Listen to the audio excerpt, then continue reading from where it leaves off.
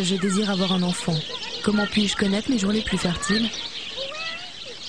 Au début de mon cycle, dès le premier jour des saignements commence une phase infertile.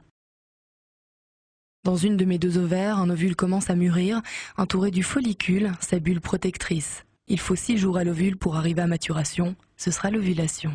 Les spermatos ne peuvent pas entrer car le col de mon utérus est fermé. Ils restent dans le vagin et meurent après 1 à 3 heures à cause de l'acidité vaginale. Cette infertilité est variable selon les femmes, elle dure entre 5 et 10 jours. Dès le 7e jour environ, mes hormones œstrogènes s'activent dans l'utérus, mais surtout dans le col de l'utérus. Conséquence, le col s'ouvre et un véritable élixir de vie est produit. Dès ce moment, je suis fertile pour une durée de 7 à 11 jours. Je le remarque par l'écoulement des pertes, qui ne sont rien d'autre que l'élixir de vie. Son rôle est d'accueillir et de dynamiser la vie des spermatozoïdes, de trier les plus vigoureux et de leur permettre le voyage vers les trompes pour féconder l'ovule. Les spermatos peuvent se nicher jusqu'à 6 jours dans les cavités du col de mon utérus. Durant ces 6 jours, ils montent au compte-gouttes pour chercher mon ovule. Les spermatos qui passeront juste à temps le trouveront. À gauche ou à droite? Nul ne sait de quel côté l'ovulation a lieu. J'ovule lorsque l'élixir de vie atteint sa meilleure qualité. Les spermatos avancent toujours et le grand rendez-vous est pour cette fois-ci. Le follicule éclate.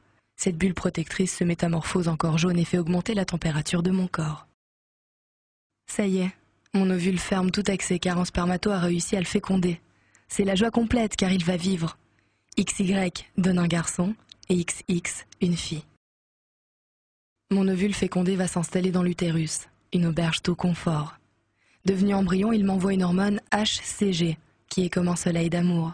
Ma grossesse a commencé. 1 semaine après la fécondation, je peux repérer l'hormone HCG par un test de grossesse. Par ma propre observation, je l'apprends en voyant que la hausse de la température continue et par l'absence des règles. Avec mes 12 semaines de vie, mon bébé entend déjà ma voix et celle de son papa. Le lait maternel est la meilleure alimentation pour mon bébé.